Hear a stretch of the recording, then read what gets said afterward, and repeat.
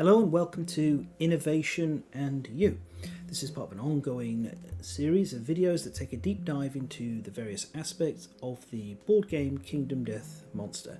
My name is Fen, and today we're going to be talking about what innovating is, why you innovate, when you should innovate, and discussing all of the core game innovations in various different levels of detail to kind of give you an overview and see where things are good, things are situational, and maybe stuff isn't so great, because not all innovations are created equal. But we're going to start with the general concept of innovating. That appears on any core starting settlement location, and you'll always spot the action like this. Here's the People of the Stars one, just to demonstrate. You'll get this right at the beginning of your settlement's lifespan, and it'll have the innovator along with usually some other options that will let you build other things, and maybe a couple of other abilities here and there. Innovating is the steps of taking 4 resources, an endeavour, a bone, an organ and a hide, and spending those to draw some innovation cards. 2 is the starting amount. You get to keep one of those, return the other one into the deck, and then when you have taken a given innovation, it may add more cards into the innovation deck, changing the size of it, and altering the potential technology that your settlement may deliver. Innovations are kind of like that. They're upgrades maybe to survival actions or to various different options in the settlement to kind of help your settlement worker placement style gameplay. But innovation itself, the innovation deck, is more of a deck building game like Ascension or Dominion or even Pathfinder the adventure card game. They all have deck building elements. So that's something we're going to talk about. But first of all, I'm just going to warn you, a little bit of spoilers are going to be happening now because I want to talk about the thematic and game design behind innovations. And in order to do that, I'm going to have to spoil the big beats of People of the Lantern, not the entire story that happened to a settlement. Those of you who've played beyond, into the latter part of year 20 plus, this won't be new information to you too much, but for everyone else, if you don't want to have the story spoiled, and honestly, experiencing Kingdom Death's narrative and emergent gameplay and emergent storytelling is something you generally only get to do once blind, because this is a roguelike style game where your knowledge is what improves your future attempts at the game. So if you don't want to have a big plot point spoiled about settlements, I'd skip ahead. There will be a section here that will start titled Spoilers, all in capital letters. Skip beyond that to the section about when you should innovating, and we'll be going there. So for now, I'll give you just a couple pause for those people who don't want to hear spoilers. Right, okay. So the big concept about innovating as a thematic thing is every core settlement location that you get at the start, your starting settlement location, has a monster in it. And the monsters are the source of innovation. They inspire or they feed and seed these concepts into the survivors. And that is how these settlements begin. It's always a monster that's providing the initial seed of nuggets of ideas for other innovations to spiral off of. So it's very overt here. You can see this is the tyrant on his throne, and very clear. He's the monster in People of the Stars. He's the one at the heart of the settlement. He doesn't hide. He doesn't conceal himself. He's right there. And sure enough, innovating. In fact, there's more than one option for innovating on this card. In the Lantern Horde, well, this is a honey trap, so a honey pot trap. There's a watcher inside here. This is a cocoon which, to paraphrase Adam, is like a large boil pushed out of the landscape, where the very earth itself is trying to reject the watcher in its cocoon. So it's almost like, skin grown over an infection or a spot or a pimple or something like that. But the Watcher is dormant in here, and it's feeding the settlement concepts and ideas, because what it ultimately wants is the settlement to grow kind of strong and have a lot of rich experiences, so it can wake up and pop all those skulls open and devour all those tasty memories and brains, because Watchers suck. They're awful.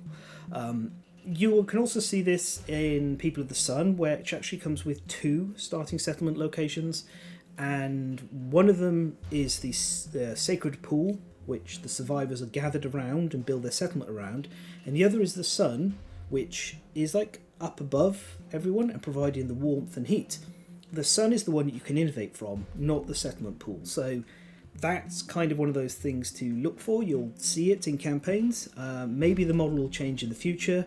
We'll have to see. I think it's an interesting model. It's very thematically appropriate that these tabula rasa survivors don't have much in the way of generating technology, and it explains why they're able to turbocharge doing things so well and form a civilization in a relatively short amount of time.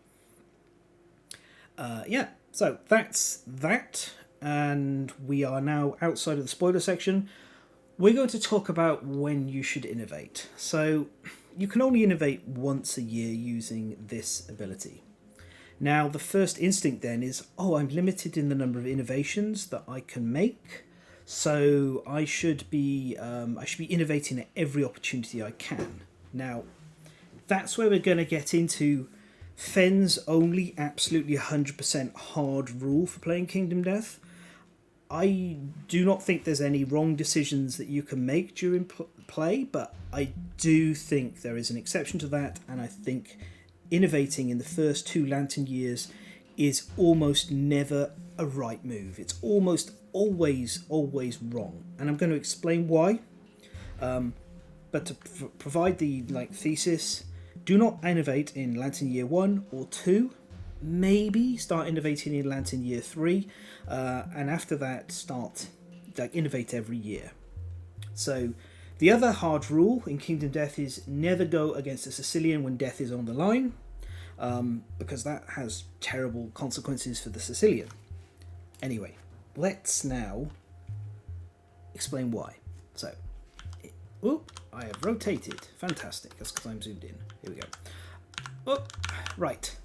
This is the cost. Up here we have an endeavour, a bone, an organ, and a hide.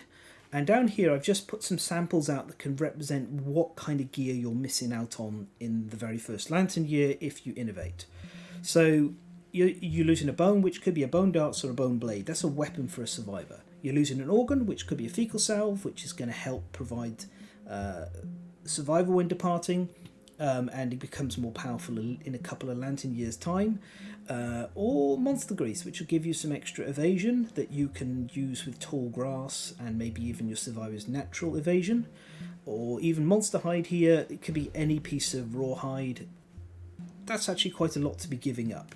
On top of that, you're sacrificing an endeavour, and as you'll notice, you need an endeavour to build each of these locations, so really you've only got 1 endeavour to spare.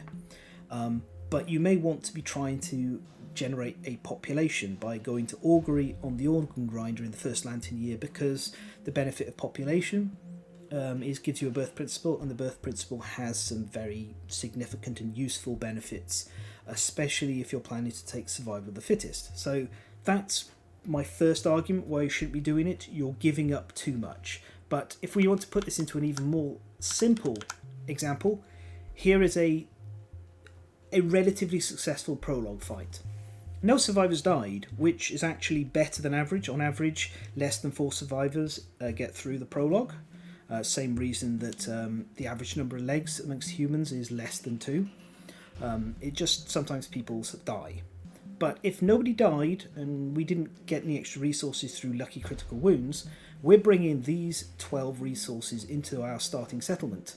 But if we're going to innovate, we're losing all of this. We're asking ourselves, hey, we're giving up 25% of our endeavours and more than a third of our resources to get a card.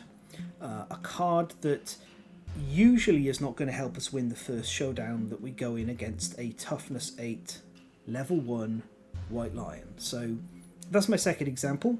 Finally, if you feel like you're missing out and if not pushing that button really hurts you in a fundamental core manner, it's okay, right? You've got other opportunities to catch up. First of all, if we're not innovating here, hey, when we have a year with a nemesis, we can put a bone and an organ and a hide in our settlement storage, and then the following year, when normally we wouldn't be able to innovate because we don't have any resources, we've got them. Little risky with the first butcher. Absolutely, you need to be confident you're going to win, which if you've been investing in gear, I'm going to say you should be able to win. But the Kingsman doesn't trash your resources. The hand's not particularly interested in that kind of stuff. So you can catch up on these years here, like 10 and 14 and 17, even at 20. And also there are spoiler reasons you can earn yourself more time. Really the hard limit of when you stop being able to innovate is here in People of the Lantern. Minor spoiler, but one I think is important to understand. So basically, don't be innovating. And on top of that, as we're now going to start looking at the innovations themselves, it's worth noting that you can get some innovations for free, quote, via finding them from a monster. The white lion sometimes gives you ammonia, the gorm sometimes gives you ammonia, or you can have these special innovates where you pay extra to get a bonus innovate. Like, this is actually a good deal. 2 scrap, 5 bone, 5 organ to get scrap smelting is a good deal. It's worth paying this price. Even though it looks like a lot, trust me, when you're in the mid game, this is peanuts. Okay, this is resources you'll have spare.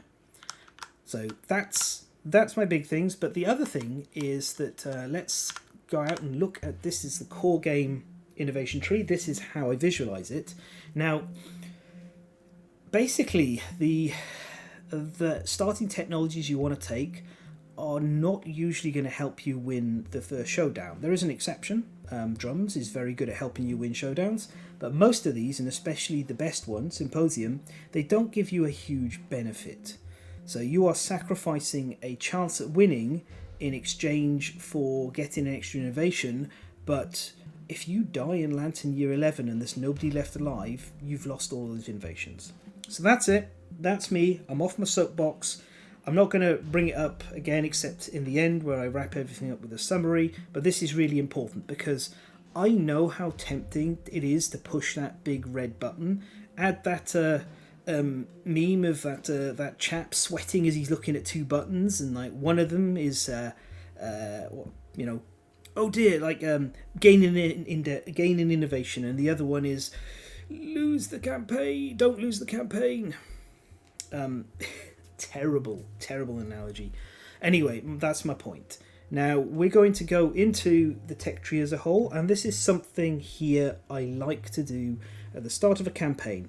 Don't do this on your first playthrough, but if you're here, you've probably already had your first playthrough. Now, the reason I say don't do it on your first playthrough is, again, I really value the blind experience for a new player. I think it is, you only get to do it once, so this is kind of more for when you're sitting down and you're crafting a campaign and you're trying to figure out what you want to be doing along the way.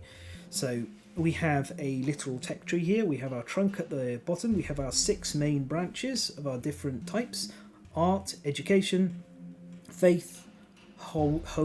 I always want to say hovel, but hovel's the innovation. Home, music, and science. So these are the 6 different branches, and I've broken them apart with just this little visual marker to make it clear where they're separated, so you can see which family is which. And we're going to talk about this. We'll start with a look at all of these, and I'll discuss the order in which I think they should be picked if you get the options, and that matters because your first innovation is really important. And the reasons for that are 2 deck building mechanics known as bloating and thinning. Deck bloating, deck thinning. Bloating is when you're adding stuff to a deck in a deck building game and you're not really being thoughtful about it, so you're just kind of sticking things in there. And decks that are tuned and focused and have an objective and a goal are always more effective than those that are kind of spread everywhere. The opposite of that is deck thinning, sometimes called churching in Dominion, because church was the first card that did it. That is where you're taking cards out of the deck and you're not adding anything else in. In Kingdom Death, that tends to happen when you reach a terminal innovation, so that's an innovation that doesn't have anything after it. This visualization makes it very easy for us to spot them. We can see face painting, nightmare training, scarification, partnership bed, and bloodletting are our tech level 2 terminal locations.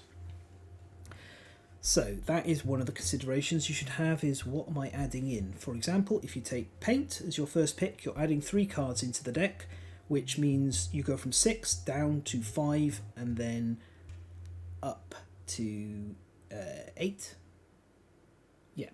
Yeah, up to 8. In contrast, if you took, say, Inner Lantern, you're going to go down to 5 and then up to 7. So you can see that Inner Lantern adds less bloat than paint, and that may be a consideration for you. But the last and most significant thing is, in any situation involving decks, card draw and card scouting and getting information is one of the most powerful things you can possibly have. And that brings us to the single best innovation, and the one you want to have first, Symposium. So Symposium increases your survival limit by 1, but also when you innovate you get to draw an additional 2 innovation cards to choose from, and it adds these 2 cards into the deck. So at the start of the game you've got a 6 card deck. These 6 cards here in tech level 1, this is tech level 0, 1, 2 and 3, just lists how far away they are from your starting language.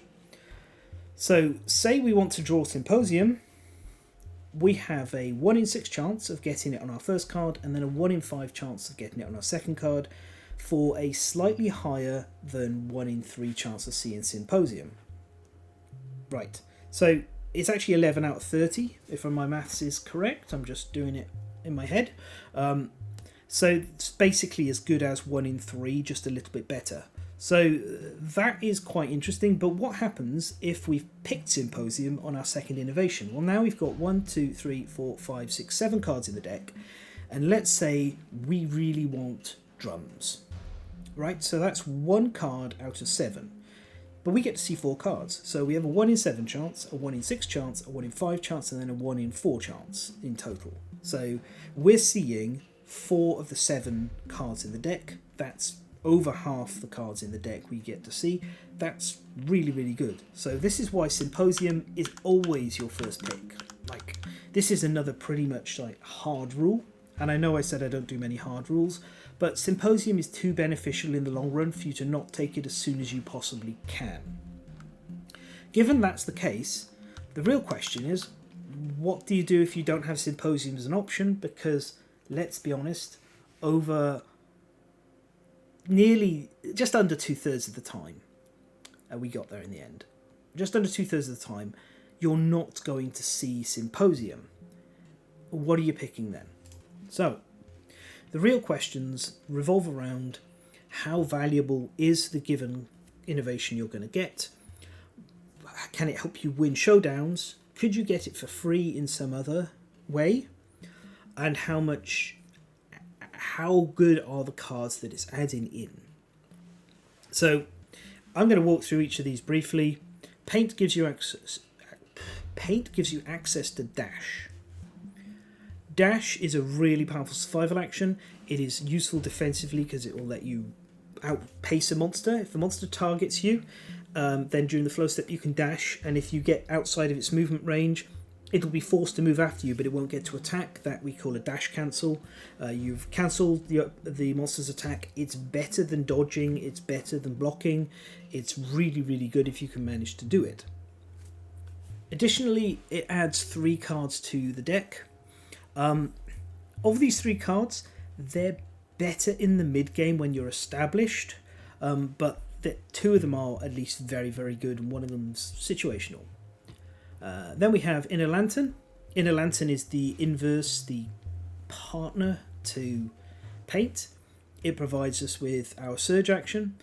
Surging is very good. In my opinion, it's a bit weaker than dashing, because fighting monsters and bursting them down with surge is definitely pretty good, but fighting a level 2 white lion or a phoenix without dash can be really painful and potentially very dangerous. So my preference is to get paint ahead of Inner Lantern, but they're both really good, especially as Inner Lantern only adds 2 cards to the deck. One of them is a terminal, and the other one, Shrine, is very strong. So this is quite viable a choice as well. Hovel gives us 3 cards: Partnership, Bed, and Family. It also provides extra survival limit, and departing survivors gain extra survival. That's good, okay?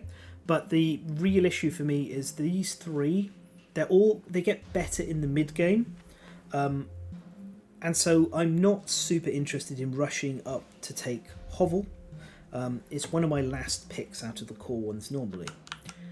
Drums, on the other hand, I think is maybe the second strongest of all of the early innovation options. So the reason that Drums is so good is it's reliable. You spend an endeavour and you can get either +2 insanity or +2 survival. They're not particularly powerful, but sometimes might be helpful. But the big one is this: you gain Rhythm Chaser, Fighting Art, or Synchronized Strike, Secret Fighting Art, and they're down here. So Rhythm Chaser, on arrival you gain an evasion token. If you're knocked down and you don't have an instrument, you will remove all your evasion tokens, and you can't use it if you have any heavy gear in your grid. Even without an instrument, +1 evasion is actually really good. So this is a phenomenal defensive fighting art to get and put on survivors. It's also, because it just costs an endeavour, you don't really mind if it gets overwritten later on. Synchronized Strike, on the other hand, is the offensive one. It's a little complicated, but essentially, if you follow the diagram, if you're in the blue spot and somebody is in the purple spot, which is like directly across and parallel to you, then you get +1 accuracy and +1 strength. That's huge. That's really useful. And it's worth remembering that you get that benefit and they get that benefit. So one of my preferred things to do with Synchronized Strike is I get 3 of it for a hunt party. I'll have a tank with Synchronized Strike who stands in the front, and then the 2 DPS survivors will swap this spot around so they can both benefit from Synchronized Strike, and then even the tank benefits from it. You could even have 4 copies of Synchronized Strike, but that depends on your party makeup and your playstyle. It's also worth noting, and we'll discuss it, Synchronized Strike gets stronger the more music you collect. Finally, we have Ammonia. Ammonia is required for leather. Ammonia is required for a rawhide whip. Ammonia also gives you +1 survival when departing, which is nice. And Bloodletting's really good to get early on. But Ammonia and Lantern Oven can both be gained without having to innovate for them in some campaigns. Lantern Oven will come to you with Hands of Heat in People of the Lantern, and there's some other options in other campaigns.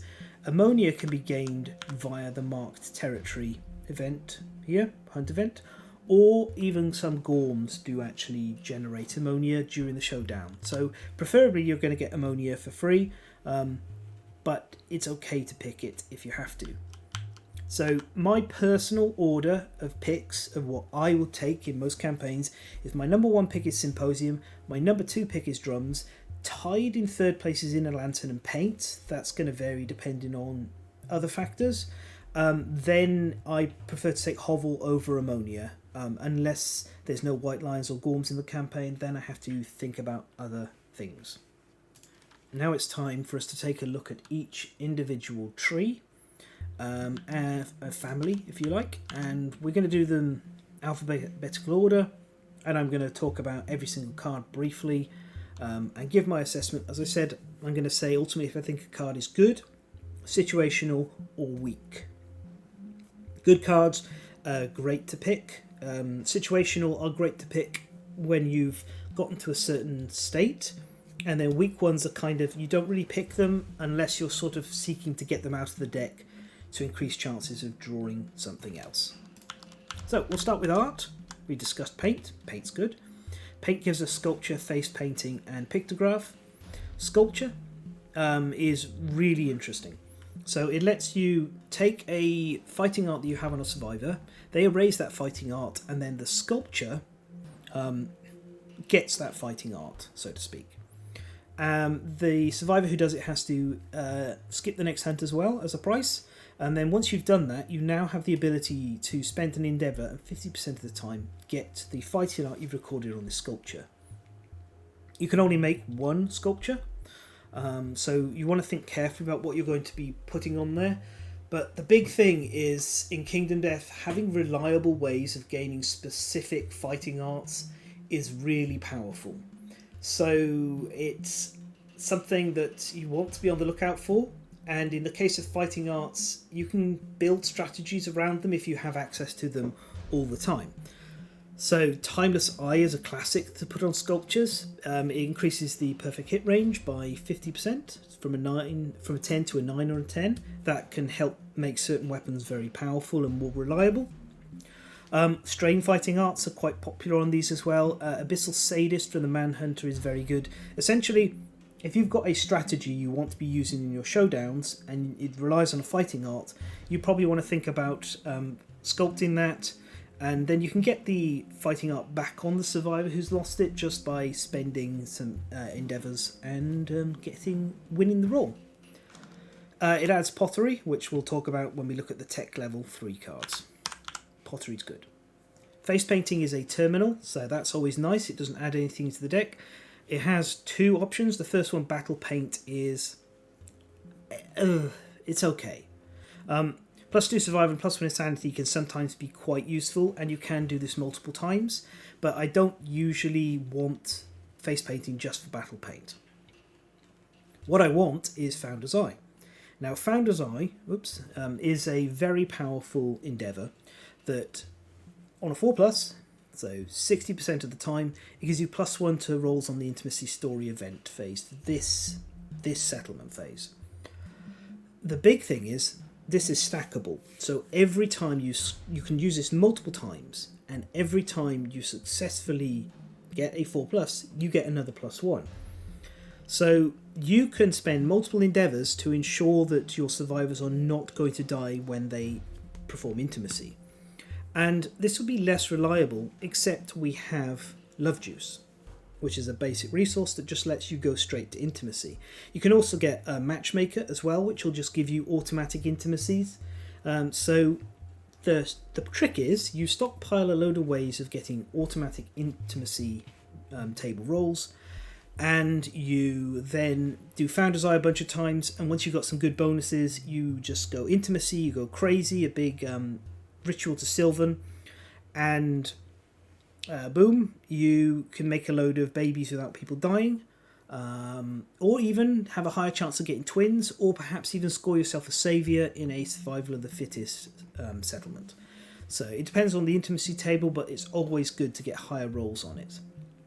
As we'll see, you actually have other ways of stockpiling your Love Juice by constructing more of them. It's just up there. So this is really powerful, really powerful, and you always want to remember that this is the thing, and as it doesn't add any more cards in, it's just great. Okay, our third one is Pictograph. Pictograph gives you access to the Runaway story event.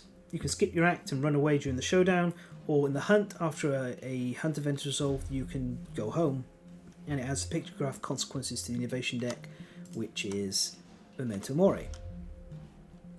This is the Runaway table. Whoop, a little too close. This is inspired by, I should say, the Warhammer Quest Runaway table, which in Warhammer Quest you were allowed, if things were going wrong, to just toss the lantern to someone else and run off into the darkness and roll on a table that might kill you or might get you out of the dungeon.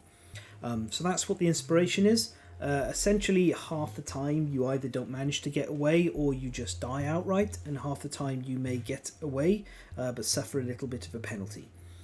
Running away isn't super great, but there are certain settlements who use lone survivor strategies, where a single survivor is the fighter, the lead, the carry, and everybody else is planning to just either die or run away.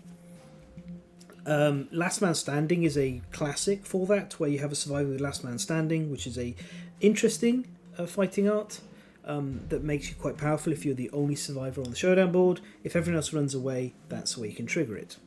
In addition to that, Pictograph has a lot of passive interactions with hunt events, so you'll want to be keeping an eye out for those. There's too many to mention, but essentially as long as you've got Pictograph, you're able to read, and that'll give you benefits in certain hunt events that you would otherwise have to skip on. Okay, then we have Pottery and Memento Mori.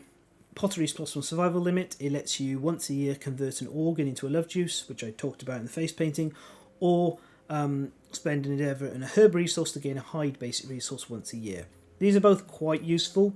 Eventually you reach a point where herbs are not so helpful for you because you just can't turn them into dried acanthus because your gear grids are too full and they're kicking around, so being able to get more hide is always great because more hide can be more leather. Memento Mori, I think, is genuinely not very good. You can use it once a settlement phase. A survivor has to have died in the last showdown, and you have to randomly roll on this table. So, already, bad thing has to have happened. You can only do it once in the settlement phase, and you have to enjoy your random results. But on top of that, a 1 does nothing. A 2 to 3 gives you some insanity. What, like maybe 5 insanity? Maybe. Usually survivors die when they don't have much insanity left. Not great. Gain the courage and understanding of the dead survivor. This is the best result. And then gain the hunt experience of the dead survivor. That's actually kind of bad, because unless you do not care about weapon proficiency at all, gaining hunt experience without weapon proficiency is terrible. So the only thing I think's great about this is it's a terminal innovation. It doesn't add anything more to the innovation deck. I've never had a good time when using this. 4 to 8 is definitely the best result. I think this needs to be changed. I think it needs to be you choose, and I think weapon proficiency needs to be one of the options as well. But that's like amateur designer hat on. Memento Mori is what it is, and I don't want to innovate it. Alright, our second tree we're looking at here is education. Education is a smaller tree than art. It's only got 3 things on it. All of these are better in the mid to late game, but unfortunately, as mentioned, Symposium is something you really want to pick quite early on, so you're just going to have to deal with these. Storytelling has the passive benefit of +1 survival limit, and you can spend 2 endeavours to roll on this table. All of these results are great. Gaining understanding, lovely. Love having some understanding, especially like gaining understanding during the settlement phase. +3 insanity when departing is fine. Departing bonus, it's okay. And White Speaker is a nice event that can give you some unique abilities that I'm not going to go into in detail here because I can already tell this video is going to get a bit long. This is also how you get the promotional content from the White Speaker box. It's very good content, very powerful. I'm not going to go into detail in it here. I may talk about that stuff if it gets onto KDM Simulator in the future. Our second one is Nightmare Training. This is a all-time classic. So you spend an endeavour, lose 3 survival, and you roll the dice. On a 1, you have to spend a survival or die, so don't do this unless you've got at least 4 survival. 2 to 7, you spend a survival and roll again, so if you have piles and piles of survival, you can try another time. 8 to 9 is the really good result that you're looking for, plus a weapon proficiency level. So this is how you take a survivor who is close to retiring or has been forced to retire through injuries and get more weapon proficiency on them. You'll use all their remaining survival to push them up far enough and try to get this weapon proficiency as much as you can. Otherwise, you're going to have to pass it down the line with family, which we'll talk about in a short while. So very good. The permanent accuracy of strength is actually, it's great, but it's not what you're looking for a lot of the time. However, you might send hunters into this throughout a campaign, like every single time, if you generate a lot of survival when departing. Then we have records. This is a very late game terminal thing. So essentially, what you do is you use this at the bottom, and you create this volume about a monster that you've defeated during your lifetime, which means you need to keep track of who's defeated what. It's very fiddly. It's something that will work better with a video game, but if you're planning to use records, just make a note, like just jot a little note down of like White Lion 2, Screaming Atlet 1, somewhere on the notes or great deeds for your survivor sheets, just so you can track this. Then you create this tome, you retire, and there's like one tome for each level of monster, and you'll get the Scholar of Death Secret Fighting Art. I don't have this out, my bad, but it provides benefits against fighting monsters that you've done records about. I don't think this is super great. Having to retire when doing this is quite a big price, but survivors who are near the end of their careers and are looking to become elders and sit around in the settlement will appreciate it as an option and can give benefits to the next generation. So that's the education tree. Definitely all mid-game stuff, can be quite powerful. I think it's a good tree. Okay, let's go and look at Faith. Faith through Middle Lantern, Surge, fantastic. And then you get Scarification and Shrine as your first consequences. Scarification is... This is a tough one. It gives you +1 courage when you activate it, and you have to roll on this, roll a hit location die and check this chart. Now here's the thing. 3 of these, so that is here and here, body and hands, because there's 2 body sides, are positives. The hand in particular is amazing. +1 permanent luck is a really good stat. Tough is a decent fighting art as well to get, so it's nice to have that. The trouble is, blinding yourself is -1 accuracy, or retirement if you already have lost 1 eye. Destroyed genitals will be terrible for you if you're looking to pass on weapon proficiency to your offspring. And losing a movement is pretty bad, although it is only half the time. As such, I'm not a huge fan of Scarification unless I've got a settlement with a lot of spare lifetime rerolls. And if you've got a lot of spare lifetime rerolls, you've probably been min-maxing a bit, which is not something I typically do in my playthroughs. I like to get a little bit of an advantage. I'm not interested in breaking the game outside of like doing it as a experiment, just to see if it can be done. So Scarification, I think, is kind of very situational to bad. In contrast, Shrine. Once per settlement phase, you do this armor ritual, and a 1 to 3 departing survivors gain +1 insanity. On a 4+, this is really good. +1 armor to all locations for all departing survivors. I cannot understate how good this is and how much it will help. This becomes a place that you just endeavour at every year. I don't know if you're going to hear that, but Mini Alconia is very angry at the other birds. If you did, well, sorry. Usually they're quiet when I record, but I guess not. Anyway, really good. You'll be popping this every single year once you have it. I think it's just a phenomenally good endeavour. The downside of Shrine is it adds Sacrifice.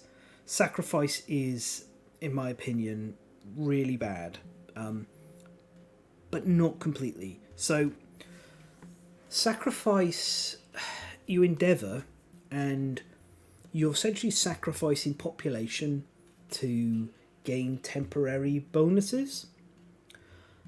Here's the really neat part about it. If you're using this in combination with Graves, getting the 1 actually lets you take 2 useless survivors and turn them into 2 endeavours, 1 endeavour each. That's actually an interesting net gain if you have survivors you're looking to dispose of. Otherwise, though, I don't think it's super great, except with Graves. It is refunding you each time you activate it for guaranteed, so you could look on it as being quote-unquote free if you've got chaff that you're looking to cull. Of these abilities, gaining insanity I don't think is super great. This one, lose your sanity, remove one of your disorders, and depart even if you're retired, is interesting. That's probably the second best result and the one you're looking for. So I think Sacrifice is bad to highly situational.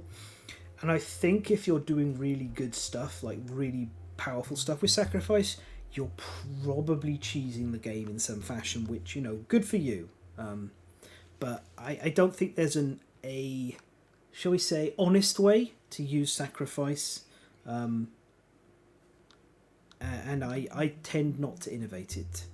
I wish it had, I don't know, like some extra benefit or a different table, but it's pretty full already. There's not really any space to put more stuff on this. So, Faith, 1 really good card, 2 which I think are either situational to bad. Hovel. So, Hovel adds 3 cards to the deck, same as Art. These are Partnership, Bed and Family. Partnership allows you to nominate 2 survivors and they both gain partner with each other. When they arrive, they both gain survival up to the settlement limit. They can only nominate each other for intimacy. If one of them dies, the other one loses its ability and gains a random disorder.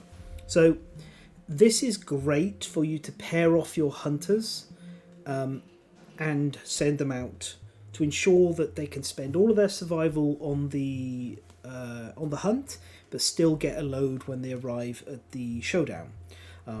It's also really thematically cool to have them with synchronized strike and all sorts of other bits and pieces. So this is pretty solid. The 2 endeavors is a little bit expensive. It's quite often hard to squeeze that in when you've got so much else you're doing. But for a regular hunt party, having 2 pairs of partners is a very good way to go about it. And I think it's quite interesting. There is some promotional alternatives in the Valentine's Day till Death Do Us Part, I think it's called. They're actually better than Partnership. They're really, really, really good. But this is a solid pick. It's not like one of my top priorities, but I think it is fine. Fine to good. Okay, next up we have Bed, which is also a terminal innovation. Terminal endeavor, yeah, on your deathbed, activate it and die. Brilliant. No. So this gives +1 survival limit. Always nice to get. Increasing your survival limit's good. The main benefit of its activated endeavor is this 4+. It lets you skip the hunt and spend your time in bed. You can remove all broken arms or broken hips or broken ribs or a ruptured muscle. It's nice to fix these. However, there are some events that can negatively impact into Bed. So it's a decent pick. I think it's a fine pick. But I'd put it more in the situational tier where I would be picking it if I'm looking to fix these. In fact, in my current campaign right now, I'm trying to find Bed because I've got a survivor who's got +2 luck but also got -1 speed. I think they got a broken rib. Yeah, they got a broken rib anyway. Yeah, and I'm trying to find this so I can fix that because they're really useful and I would like to get the best value out of them for their last few hunts because rolling 1 dice sucks.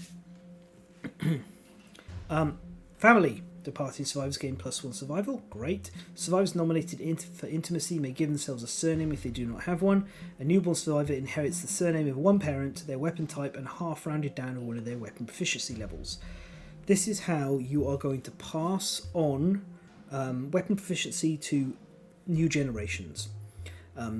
This is a really, really good endeavour. This is in innovation. This is something you want for the mid-game.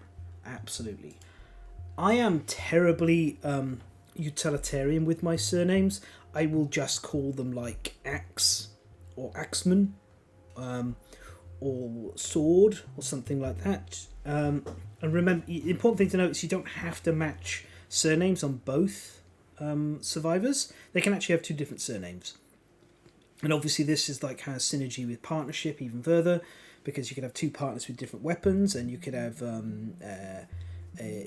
Amanda Axe and Steve Sword, and they can generate their own survivors with their separate surnames, and that's a great way to keep building and maintaining your weapon proficiency. So I think this is something you always want. And on top of that, it adds Clan of Death to the innovation deck. And this is one of the things I was referencing when I said you might want to hold on to Love Juice and wait a while, because Clan of Death gives all newborn survivors +1 accuracy, strength and evasion when they're born. That's really powerful. And in fact, because I've got so many lost settlements, I actually have ocular parasites, I think it is. My survivors all have a natural +1 accuracy anyway. So if I take Survival of the Fittest, all my survivors will be popping out now once I have Clan of Death with +2 accuracy, +2 strength, +2 evasion. It's great, and in combination with family, it allows you to build a better second generation of hunters who exceed the stories of your first. On the whole, in the core game, I think Hovel is a good tree. I think this is good. I think this is situation. I think this is good. I think this is one of the best innovations in tier 3, in tech level 3. So it's great. It's just I prioritise Hovel a bit further down because I don't think these are doing a huge amount until your settlement is set up and you're looking to train up and develop your second generation of hunters. Okay, now it's time for music. So art is music. Get it right. Music is is my favourite tree. By a long way. I really like everything that's in this tree. I think they're all good. But let's start with Forbidden Dance. So this boosts your synchronized strike, secret fighting art, to give you a reroll on the missed attack rolls once. I think it's once per attack. It's not completely clear. Usually they put a limit on there, so I've been playing it as once per attack. Also, there's this endeavour which I like to use before I take a new survivor out. If they suffer -1 permanent movement, I don't care. They're a new survivor, now they can go and join the pile of people to be sacrificed on the stone nose. If I get the +1 permanent evasion, amazing. King Step is actually also a decent secret fighting art. I'm perfectly happy to get that. So this is one of my ports of call for taking a new survivor who's all fresh and ready to go, and I'll try and get them prepped up a little bit for going out. And not worry if they do get messed up. I don't like to use this on survivors who've been out on a few hunts, but there are some circumstances where -1 permanent movement doesn't actually have too much of an impact. So it's a very good endeavour. Song of the Brave. So this arrival ability of removing 1 negative attribute token, this gets better the longer the hunts you're going on are. So it's really solid, and removing negative attribute tokens is not super common. The first aid kit is one of the main other ways of doing it. The big thing is this: during an overwhelming darkness story event, each non-death survivor may select the path of the brave. That's the least punishing of the paths, and it also gives you access to Saga, which is really good. This is something I want by the time I'm hunting level 2s and everything, because you don't always have enough courage to get Path of the Brave, but with this that doesn't matter. It also has a benefit against dealing with Gorms if you're playing with the Gorm expansion, so this is very good. Just 2 abilities that are huge quality of life and survival improvements. Then there's Heart Flute, which you get in the deck once Forbidden Dance is innovated. Heart Flute gives you an upgrade to your Synchronized Strike, where you can spend a survival to change a monster reaction to a failure before you make the wound attempt. So you limit once per attack. This is what I mean about the difference of these. I think the wording's a little sloppy on this. That's really useful. Like turning a wound or a reaction into a failure is great. Especially against monsters that do really punishing reactions. Now, while you have to make the wound attempt before rolling, you do at least get to see what the reaction is before you make the decision whether you're going to spend the survival or not. So this is a nice thing to have in your back pocket as something you're going to use here or there, but it's just a quality of life thing. I think you're not really going to be using this all the time. Just occasionally when you do, it's going to be amazing. Devil's Melody is another way to kill off survivors you don't like. It can also give you special showdowns. Certain monsters you might be quite keen to fight multiple times, so this is an option to get them in. Especially good for getting extra chances to gain weapon proficiencies and hunt XP, like getting ahead of the normal showdown beats. The hand is quite beneficial to do this with, because the hand normally only appears once in a timeline at level 1, so if you're able to withstand the hand's nonsense at level 2, you can get a boost in your fist and tooth and hunt XP that's nice. I really can't complain about that. So I don't think this is a super great endeavour, but it can be useful. You can do a few little interesting things with it, and if you're regularly taking out level 3s or the level 4 Manhunter, then this is less of a problem. The monster level scaling up further. I don't know if the monster level just keeps going up to like level 4, 5, 6, 7, so on or not. I've not looked into that. I don't use Heartflute enough for that. I would be interested in the comments if somebody has an answer to if the level just keeps climbing up or if there is a cap to how high the level is, because currently the highest level we see are level 4 monsters. Okay, Saga is the partner to Clan of Death. It gives +2 courage, +2 understanding, and +2 hunt XP. That means thank you very much. You immediately get to age up while you're in the settlement as soon as you're born, and you've got a good shot at getting courage or understanding very quickly as well in a single lantern year. This is really good. It's one of my favourite endeavours. And with Graves, which gives everyone +1 understanding from the start, you get this 3 understanding trigger immediately. And on top of that, it can be helpful with patterns, because some patterns trigger when you reach insight. I love music. It's good, situational, good. Like, so many good things in here, and this is really good as well. So, just fantastic, very helpful. Alright, so, our final tree. It's science. She blinded me with science. So ammonia, as mentioned before, this is a key innovation, but ideally you get it for free. However, if you're not getting it for free and you're starting to approach a Lantern Year 10 or something, maybe it's time to just buckle up and grab it, because not having ammonia is a scary prospect, because you're then relying on just monster armors and rawhide, and that's going to limit how powerful monsters you can go against. So ammonia's like, you've got to get it. Bloodletting is a very interesting innovation and endeavour. So the big thing about bloodletting is the passive benefit that it protects you from plague. Experienced players will tell you quite often, if you hit plague early on during a settlement, their timeline, it can just kill the settlement. It's so deadly and painful, but bloodletting gives you mitigation against that. So just having this passively for the protection against plague is worth it. The ability is, if it didn't cost a resource, I'd be super interested in it. However, +1 understanding, that's alright, and fixing these can be quite important. So this is a tool you will often use in your settlement. It reminds me in many ways of trepanning, but a bit more expensive. The Lantern Oven is another essential, provides heat that will be required for crafting various things, monster tooth necklace, scrap weapons, for example. It also gives you +1, whoops, sorry about that, I touched the mouse wheel, +1 survival when departing. That's always nice to have. The big thing is these that it adds on top of that. So scrap smelting, I already mentioned before. I think you should construct that via the special innovate on the weapon crafter. But this is the way, one of the main ways you're going to get iron, because it lets you turn scrap into iron. It's also the only way you're going to be able to build the blacksmith. So this is another campaign essential for most campaigns. I think maybe people of the Sun can get away with not crafting this at times, but ultimately you want scrap smelting, you want Lantern Oven.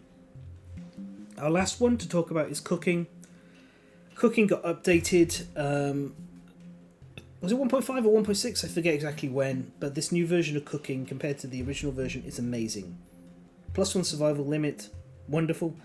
+1 endeavour when returning every Lantern Year, amazing. The earlier you get this, the better it is. And it provides you access to cooking and this stone gruel thing. I'm not worried about this. I almost never bother doing this, and that's too expensive. But cooking, on the other hand, is amazing. As mentioned before, the bug patch can help you do lots of cooking, but we're going to take a quick look now as to why cooking is so strong. Jump cut to the cooking. Actually, I just paused the video while I turned the pages because there's no bookmarks in this yet, but they will be coming. Here's cooking. You basically activate it for an endeavour and you choose one of these recipes. As long as you have the listed resources, you archive them, and one settler gets to consume the dish and gain the benefit. So we've got the venison ossobuco, nightmare tick, shankbone, beefsteak, fresh acanthus, +1 of permanent evasion and +10 survival. This is the big thing we wanted for. That's a nice bonus. So that's +1 permanent evasion. And as long as you have the resources and the endeavours, you could repeat this on the same survival over and over, activating each time to achieve this. So that's the use for nightmare ticks, but you'll notice this requires the screaming antelope, otherwise you can't make it, because it's 2 screaming antelope resources here. Then we have the eye stew, a cyclops fly, an eye of cat, a phoenix eye, and a fresh acanthus for permanent +1 accuracy. Eye of cat's quite a steep payment here. Obviously this requires the white lion and the phoenix to be in the campaign for you to achieve this. I don't typically do this one because I mean I love that it's a 3-eye stew. It's so thematically wonderful, but eye of cat, I kind of want to have maybe even 3 cat eye circlets in my settlement, so it's rare that I will want to do this for +1 permanent accuracy. The sword beetle skewer requires, again, screaming antelope plus lion. It's a sword beetle, a bladder, those hefty pair of nuts, and it's +1 permanent strength. This is definitely the weakest of the bunch. +1 strength is useful, but bladder is such a good resource that it's hard to justify spending it here for just +1 strength. Plus even the lion testes are like situationally useful also. Last of all, we have the stuffed cockroach. It's a hissing cockroach, a beefsteak, a pustules, and a fresh acanthus. So boom, boom, boom, that is antelope and phoenix, and it removes all disorders, which can actually be very useful. There are some disorders that are quite crippling, but trepanning is a thing.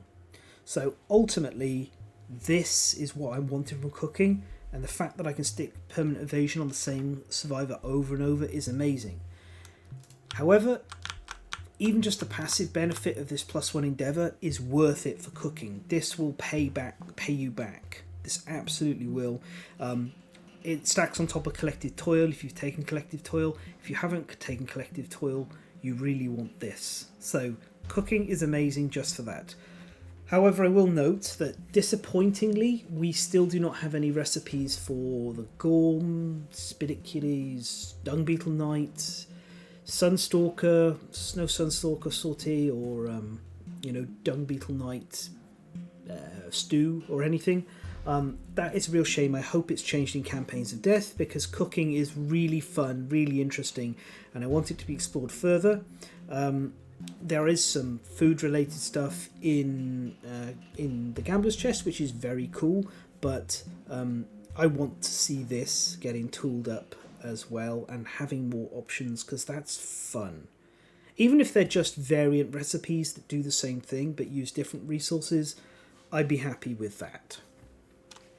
Okay, we are indeed just getting close to the hour, so before my voice cracks and gives up entirely, here's my final summary. Innovating is something you want to start doing from Lantern Year 3 onwards. You should be investing in gear first. When you do start innovating, Symposium is your #1 priority target. Then I think drums is very good, and after that paint and inner lantern both do a lot to improve the power of your hunt party, and paint is almost an essential. Hovel is very solid but better in the mid game. Ammonia you should be trying to get for free, but is also essential for the mid game. In the relative trees, sculpture, face painting, or pottery are really good for art. Nightmare training, storytelling are both really good for education. Shrine is the only really good member of faith. Partnership, bed, family, and clan of death are all great when you're setting up for the next generation of hunters. Drums doesn't have a single really bad element to it, thanks to the way that it passively boosts synchronized strike, although Heart Flute I think is the weakest card in that tree.